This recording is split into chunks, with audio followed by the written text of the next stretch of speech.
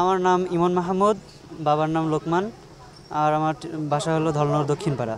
আচ্ছা, কি হয়েছে, কে বা কাহারা আপনাদের মানে উপর হামলা মূলত করেছে? দুর্ঘটনার নাম এটা কি? হলো মানে জঙ্গলি মোড় থেকে কি হয়েছে ওইটা আমরা জানি না। তো বাসায় আসলো আমার শমশের, আমার দাদা হয় মাতব্বার, উনি বাসায় আসলো। বাসায় আসার পর উনি হলো রুমে ছিল। রুমে থাকার পরে আমরা হলো খাবার খাই উঠে বসে আছি আমরা, বাপ দিয়ে, চাচা দিয়ে, দাদা দিয়ে। তো দেখি ওইদিকে হলো অনেক গ্যাঞ্জাম হচ্ছে, শোর হচ্ছে, জাকই হচ্ছে। তো জাকই হওয়ার পরে আমি দাদাদের বাসায় চলে আসি আব্বুর সাথে, যে কি হয়েছে। তে দাদা বললো যে তা তো আমি sure জানি না, যে এরকম জঙ্গলি মোড় থেকে এরকম কিছু কথা কাটাকাটি হচ্ছে এই। তো এখানে আসে, তো আমরা এখানে অনেক লোকজন বলতেছি, আমরা বসাবসি করে যাই হোক দেখতেছি। এর মধ্যে দেখি ওরা অনেক লোক এই সাইড দিয়ে গেল, রাস্তার এই সাইড দিয়ে শও লোক গেল এই সাইড দিয়ে। যাওয়ার পরে আমরা মানে সবাই, আমাদের লোক সব বাইরে সিটা ফিটা আছে। তো ওরা মানে একসাথে 300-400 লোক গুছাই গেল, গুছাই নিয়ে সব বড় বড় বেকি, রামদা, ঢাল, ডাসা এসব নিয়ে মানে পথে বসে আছে। তো পথে বসে আছে, বসে থাকার পরে এবার আমাদের লোকজন সব একসাথে হলো, একসাথে হয়ে এখানে আসলাম। আসার পরে ওরা হলো ওই মানে আপনার মহিলা মেম্বার ফুলমতি বেগম, ওনাদের বাসার সামনে চলে আসছে। বাসার সামনে ওনারা বলতে কারা? মানে ফুলমতি বেগম মানে আমাদের বিপক্ষ। না, সে নাম উল্লেখ করে বলেন বিপদ। ফুলমতি বেগম মানে মহিলা মেম্বার তিনি।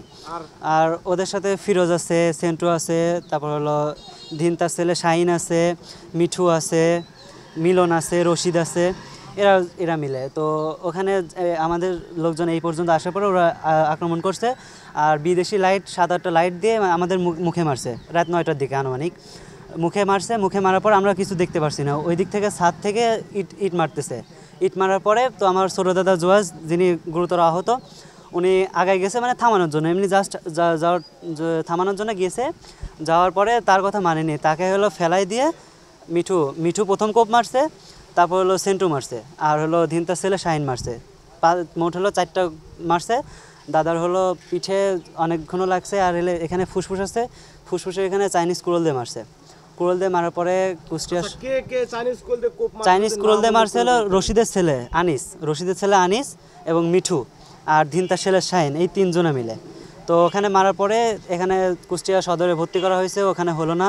ওখান থেকে মানে হাওয়া বাইর হচ্ছে ঢুকছে ফুসফুসে। ওখান থেকে রিলিজ করে দিছে হলো আপনার রাজশাহীতে নেওয়ার পরে এখন খুবই খারাপ অবস্থা, না বাঁচার পরে বলা যাচ্ছে না। আর তারপরে আমার ছোটো দাদা ওইভাবে মানে পড়ে যাওয়ার পরে, মার খাওয়ার পরে আমার দাদা আগে গেছে, শমশের দাদার ছোটো ভাই উম্বাদ ভাই আগায় গেছে। আগায় যাওয়ার পরে ছাদ থেকে ইট মারছে। ছাদ থেকে ইট মারার পরে সে মাথা ঘুরে পড়ে গেছে। মাথা ঘুরে পড়ে যাওয়ার পর তার উপর অস্ত্র চালাইছে। তার হলো এই হাতের এখান থেকে 3টা লোক পড়ে গেছে, এই 2টা লোক শুধু আছে। আর আপনার এখানে কোপ মারছে, আপনার ফোন বাস্ট হয়ে এতখানি জায়গা নিয়ে পুরো কিচ্ছু নাই। আর এখানে আরেকটা কোপ মারছে, 3-4 ইঞ্চি ডিপ হয়ে গেছে এখানে। তো মূলত এরকমই ঘটনা, এইটুকুই জানি। আর আমি এখানে ছিলাম, তো ইট মারছিল আমার এখানে, মানে ইটটা আসে ডাইরেক্ট এখানে লাগে। আমার এখানে সেলাই দেওয়া হয়নি, সেলাই দিলে 4-5টা সেলাই যেত, সেলাই দেওয়া হয়নি, মানে মুখের ক্ষতটা মানে মিলবে না, এই জন্য সেলাই দিইনি। আচ্ছা, এই ঘটনায় কি কোনো মামলা বা অভিযোগ করা হয়েছে থানা? এখন এইটা আমি শিওর বলতে পারলাম না, এটা আমার দাদারা হয়তো বলতে পারবে।